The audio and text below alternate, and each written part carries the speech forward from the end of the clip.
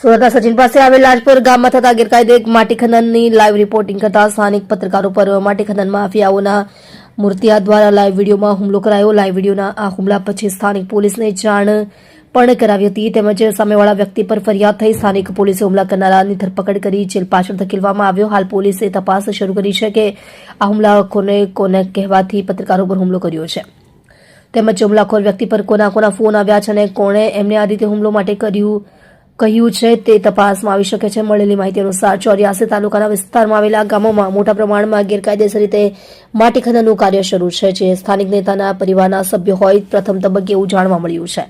આ ખનન માફિયાઓ બેફામ બન્યા છે, તેમજ આ લોકો દ્વારા લાજપોર, પોપડા, કચોલી, કંસાડ, તલંગપોર, ઉંબેર, બુડિયા તેમજ ગભેણી જેવા અન્ય ગામોમાં આ નેતાના પારિવારિક સંબંધોના લાભ લઈને રેતી ખનન કરવામાં આવી રહ્યું છે. ખનન માફિયાઓ પ્રાઇવેટ જગ્યાઓમાં તેમજ સરકારી જગ્યાઓમાં કોઈ પણ પરમિશન વગર અથવા માલિકની જાણ કર્યા વગર setting.com થી સરકારની રોયલ્ટી ભર્યા વગર માટી ખુદને વેચી રહ્યા છે અને કાળી કમાણી કરી રહ્યા છે.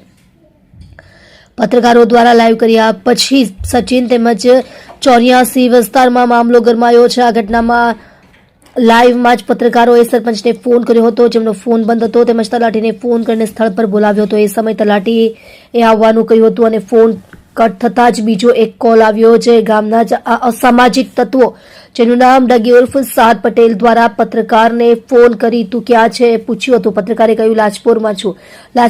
લાજપોરમાં કઈ જગ્યા જેવા પ્રશ્નો પત્રકારને પૂછ્યા હતા. પત્રકારે કે જ્યાં ગેરકાયદેસર માટી ખોદાણ થઈ રહ્યું છે ત્યાં અમે લાઈવ કરી રહ્યા છીએ. પછી ફોન કરનારો સામાજિક તત્વોએ ત્યાં આવીને મારવાની ધમકી આપી હતી, બીભત્સ ગાળો આપી હતી. થોડી વાર લાઈવ ચાલતા એ જગ્યા પર આવ્યો હતો અને પત્રકાર પર હુમલો કર્યો હતો, તેમજ પત્રકારો પર પેટ્રોલ આવીને સળગાવી દેવાની ધમકી પણ આપી હતી.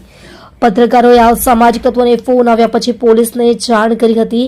લાઈવ વિડીયોમાં જ તો પોલીસ જગ્યા પર આવી જતા હુમલો કરનાર વ્યક્તિ ભાગી ગયો હતો. સચિન પોલીસ સ્ટેશનમાં ફરિયાદ થતા આરોપીની ધરપકડ કરવામાં આવી હતી અને તેને પાઠ ભણાવવામાં આવ્યો હતો.